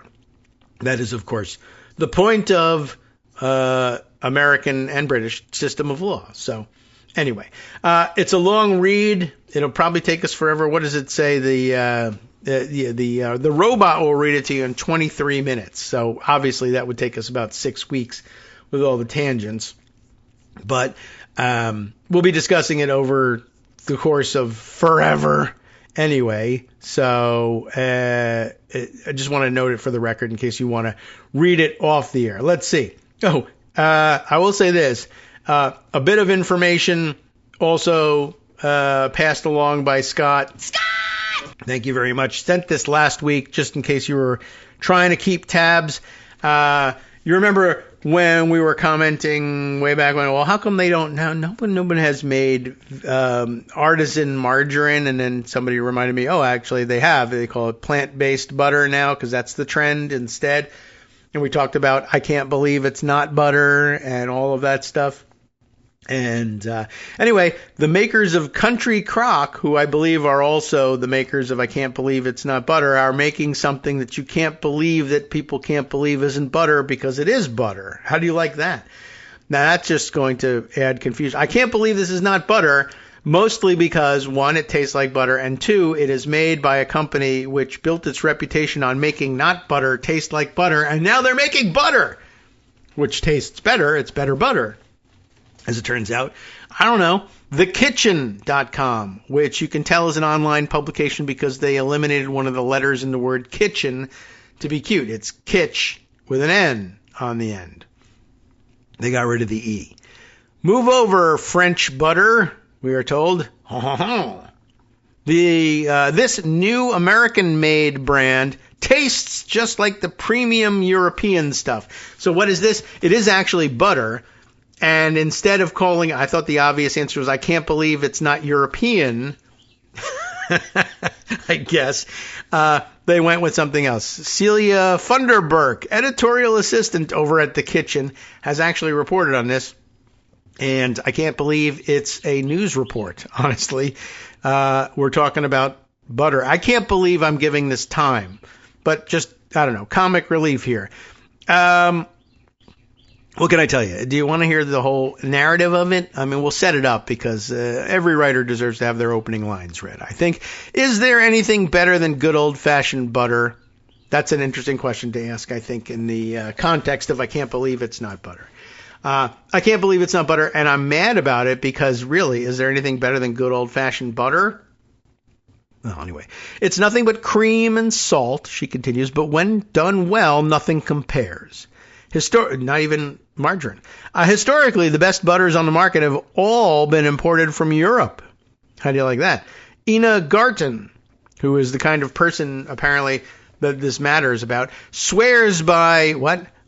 Beurre de Barat. Oh my God, it's French. I don't have a French accent.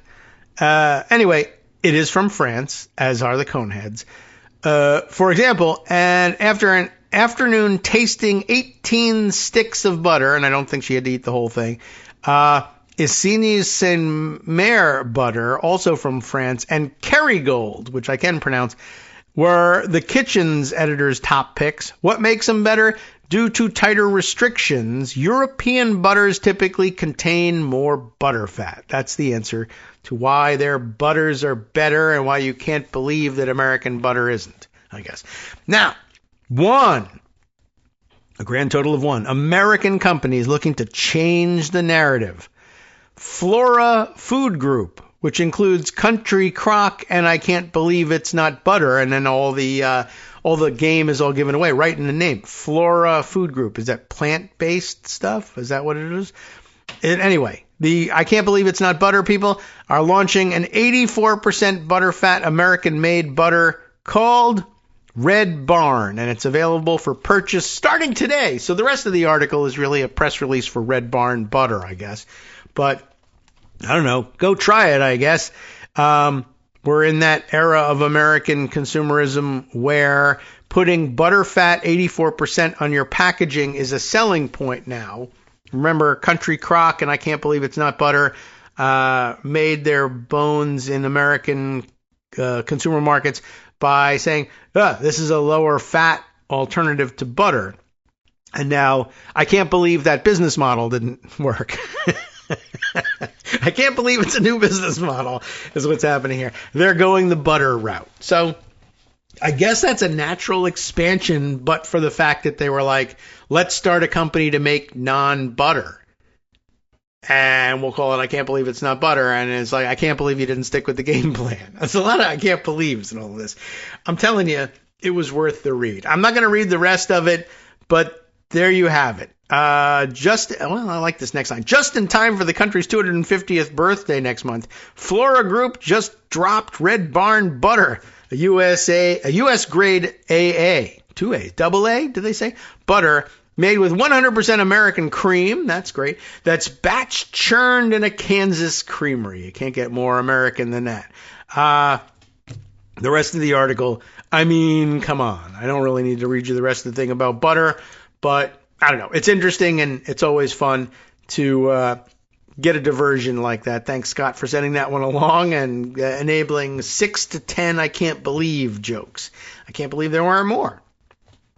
All right. I mentioned also in passing, along with, should we now try and, I guess we could make all of our complaints known about the UFC thing that happened at the White House. I don't think we can fit them all in. But among the weirder externalities of it, I mentioned all week they were testing the lights there and they were distracting pilots on approach to National Airport nearby.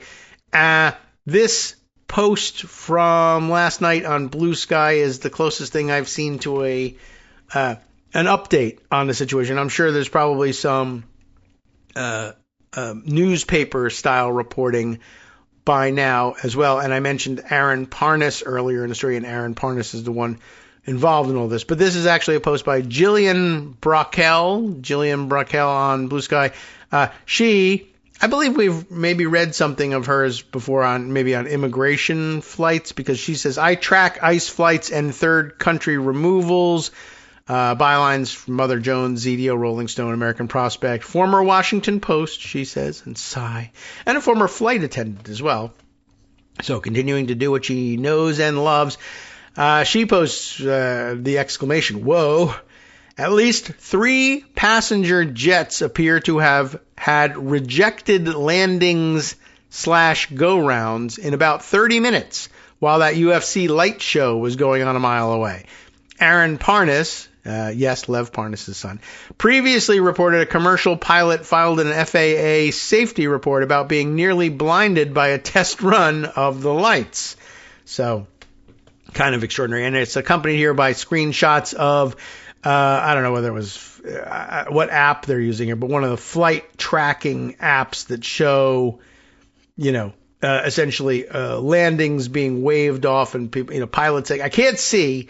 I got to abort this landing. I'm going to go around again. It happened 3 times or so in a 30-minute span last night. From the ATC recording, air traffic control recording, it sounds like the third one, SWA, is that Southwest Airlines? SWA 1295 may have been due to a helicopter either in or close to their lane. And, of course, that should raise the hairs on the back of your neck over the National Airport area, that being, of course, where a helicopter and passenger jet collided a year ago, and I don't know, but that was an issue, and everybody was, how come they're not controlling, military helicopter flights in the area as closely as they ought to be? And of course, this too was a military helicopter flight. I think there was Trump, in addition to all the other stupid pageantry and misuse of the military, believe it or not, at the UFC, if you haven't heard all this stuff, included a Thunderbirds flyover during the show, because birthday, and you got to have that. And that, of course, had to have screwed up air traffic in the area as well, and military helicopter overflights as well. I don't know if that was part of the show or they were just patrolling, but I guess it sounds like one of the flights may have been waved off due to a helicopter either in or close to their lane. There is no helicopter in the flight data, so they either misunderstood what they were seeing or there was a military helicopter flying without a signal, which of course could be the case as well. Obviously, scary echoes possible there. Also, less than a week ago, she continues, at least 9 planes had to go into extended holding patterns because of Trump's visit to the Knicks game via JFK. Not dangerous, just annoying and disrespectful. So that's interesting. Her post 6 days ago is included here. At least 9 planes shown circling off Toms River, New Jersey, where I'm actually headed there later this week, by the way. 9 planes holding for Air Force One. And and if you want to know what the occasion is, why Toms River, I don't know why Toms River. That I'm not sure of, but just a place to go. But you've all heard me mention on the air how frequently my mom will text during the show. And her birthday, yes, we'll have to say what number it is. It's her 80th birthday. I mean, it's a big deal, but I know sometimes people get sensitive about that, but I think she's beyond that. Anyway, that's coming up, and you can all say happy birthday to my mom, and I'm sure she'll appreciate it. And this weekend, we'll all be in Toms River, New Jersey. Well, that's where they were circling, waiting for air traffic. I guess there were some other places they were circling, too. In fact, over the North Atlantic Ocean, off of Asbury Park, a little further north. And let's see, what else? It doesn't really matter what the locations were, but apparently that was the case. And then here, Jillian has a clip of the air traffic controller recording. They're saying something about a helicopter, but I'm not sure what. And then the SWA pilot says they're too high and they're doing a go-round. They were about 1,500 feet. Any pilots care to weigh in? The American Airlines flight got down to 500 feet. DAL, Delta Airlines, I guess, got down to 2,300 feet. And then those are the other landings that aborted because of the light show. And I should say, she says, there was a park police helicopter circling the White House the whole time that this was happening, but it didn't go near the helicopter lane on the Potomac, so I don't think it was the ones they were referring to, but I could be wrong. And then more. OMFG, 2 more. Another Southwest Airlines and another American Airlines flight. That's 5 rejected landings and go-rounds at DCA in a 2.5-hour period. That is wild. There's a blindingly bright molten UFC core shining about a mile away from the flight path, shining moving beams. There you go. So, it's illegal to get out there with a laser pointer, but a gigantic, and she says, blindingly bright molten UFC core shining a mile away from the flight path. And then they're going to, by the way, in addition to blinding them, they're going to stick a 300-foot, 350-foot crane in their path from one direction as well to build the supposedly triumphal, although we don't know what the triumph is, arch for Trump. It's really just pretty incredible. All right. Other things I wanted to bring to your attention. Let's see. We might as well stick with the various problems of the UFC thing. And they're getting worse every minute. And just yesterday in the morning, some more news broke where I was just like, we don't know anything about how the finances of this thing is working, really. It's still just a huge mystery. And they're just going to go right. They're just blowing right past it. To hell with the constitutional prohibitions on emoluments. To hell with Hatch Act. To hell with other statutory limitations on what you can and cannot do on this public property. It was everybody aware. I mean, I was pretty, intent on ignoring the event itself. Definitely wasn't going to watch that. Never watched a UFC fight. Oh, wait, that's not true. I mean, I never intentionally watched a UFC fight. There was a UFC fight on the TV when we were out to dinner in Cleveland during our road trip, when we were at one of the brew pubs, and there was a UFC fight on television there, and it was right in front of me at a 5 billion square foot screen. Wasn't much I could do about it. Anyway, but man, there's a lot wrong with what's going on in the operations of this thing. Let's see. The first one in my reverse chronological order cataloging of this in Instapaper is from The Guardian, which lets us know this is one of the lesser issues. If I don't get it on the record, there was an astounding misuse and abuse of military assets surrounding this show. I mentioned the Thunderbirds flyover, but in addition, Apparently, honor guards, like armed services, all branches, honor guards, the full uniform, the whole bit, all over the event, including at the weigh-ins for the fighters. Now, mind you, that I think we may have mentioned before the weekend that they came up with the idea of, well, let's do the weigh-ins at the Lincoln Memorial. Of course, we just made the pool so beautiful. Everything, by the way, also over the weekend. Pool's algae choked already.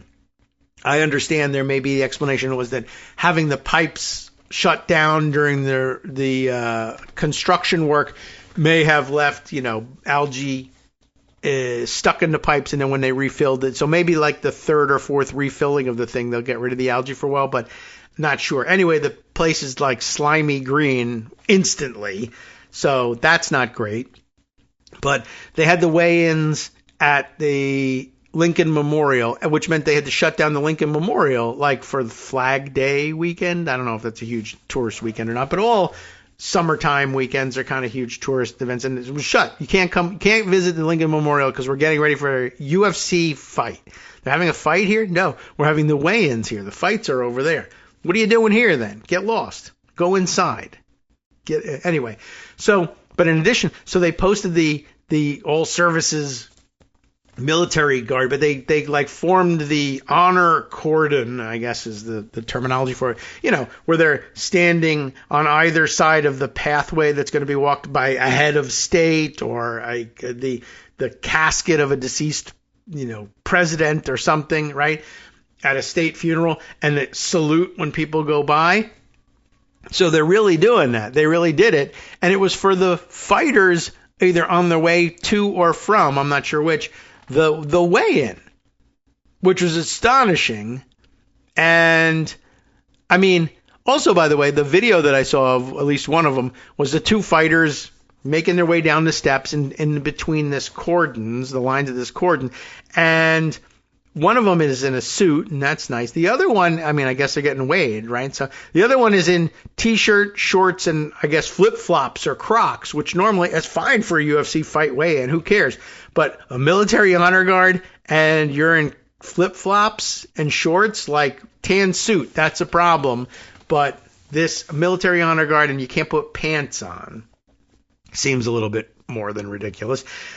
Then the fighters during the event were escorted from their dressing rooms down whatever hallway and into the octagon for the fight with a military honor guard as well. Except they had a military escort down the hallway, and they had the cordon there again. Now the escort was, I don't know, they had some. Each fighter was accompanied by what looked like a cop from somewhere and a Medal of Honor recipient. So the claim that I saw on Blue Sky was that because the Medal of Honor recipient is there, the honor cordon actually has to salute as they pass, but it makes it look like they are saluting the fighters, like we who are about to die salute you. Well, they're too lazy to actually salute you. We're going to have somebody else salute me. Anyway, it was just bizarre and disturbing. And I liked the comment here. Susie Cagle saying this UFC event is accelerationist Christmas. I think she was actually referring there to one of the fighters in their post-fight comments, and I guess that's part of the show, decided to use the forum at the White House to shout out, hey, Michelle Obama is a man. Like, oh my God. First of all, that's just tired and stupid, but imagine using the forum for that. Anyway, just total abuse of the military left and right for all of this stuff. I don't know why they got away with it. I don't know whether the military people, maybe they were into it. I don't know. They got the Medal of Honor recipients to do this thing. Maybe they were into it. I don't know. It was just embarrassing all around. And that means I didn't even get to the story I was going to tell you, which I guess I can long story short it, although I do really want to read through the thing. So maybe we'll read through tomorrow. But UFC, it says, to pay White House fighters in crypto issued by the Trump company. Really kind of just, the most amazing slap in the face. I mean, my read of this, we'll read the article tomorrow and discuss it again, I think. But just Apparently, it says some fighters will receive bonuses in, quote, stable coins issued by Trump family business World Liberty Financial. And it deserves being unraveled by reading the entirety of the story. But my initial thoughts, if I understand things correctly here, we're talking about bonuses being paid to the fighters in Trump coin means, again, as with everything, Trump gets paid for this event. And Trump gets paid, in this case, from out of the fighters' pockets. The fighters have to pay Trump in order to fight for his entertainment on his birthday. That is amazing.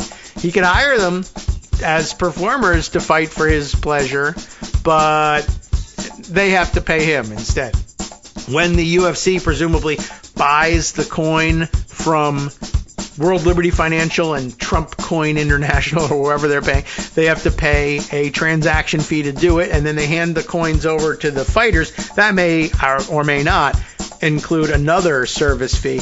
But of course, the fighters, when they want to cash the thing and actually get their bonuses and enjoy them or live off them, they have to pay Trump again in order to do it, another transaction fee. So amazing. Trump takes 2-3 skims off of their bonuses, which I think should annoy them to no end. And then, of course, in general, floating the viability of the stupid coins by paying this way is just another emolument that he shouldn't be entitled to, and another amazing corruption. You'll never see the likes of it again. NetworksRadio.com. Oh, if he dies soon, anyway. You have been listening to Kagro in the Morning with David Waldman. I guess if he doesn't drop dead anytime soon, you will see It's Like again, because he'll look for a way to find himself another payday. Okay, time for us to hand things over to Justice Putnam for the West Coast Cookbook and Speak Easy. What's tops on his list? Well, let's see. The ghost of Pam Bondi continues to scar the proud reputation of the U.S. Attorney's Office around the U.S. Stay tuned for that. We'll see you tomorrow.